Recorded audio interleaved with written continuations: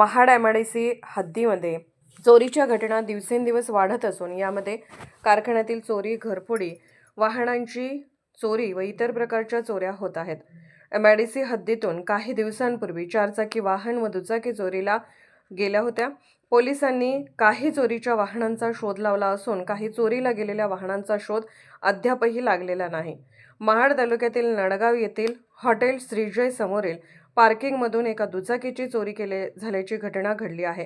सदरची घटना 5 जानेवारी रोजी रात्री 2च्या सुमारास घडल्याचे समजते। हॉटेल श्रीजयचे मॅनेजर हॉटेल बंद करून घरी जायला निघाले होते।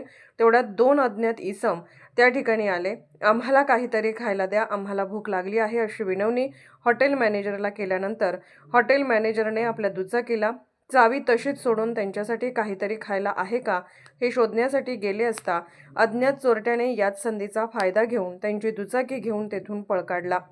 सुरुवातीला हॉटेल मॅनेजरला वाटलं की आपली कोणीतरी मस्करी केली असावी, मात्र खूप उशीर झाला तरी देखील दुचाकी चोरून घेऊन गेलेला चोरटा परत आलाच नाही।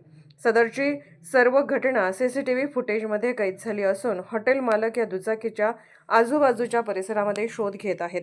जागृत महाराष्ट्र न्यूज, रामदास चव्हाण, महाड, रायगड।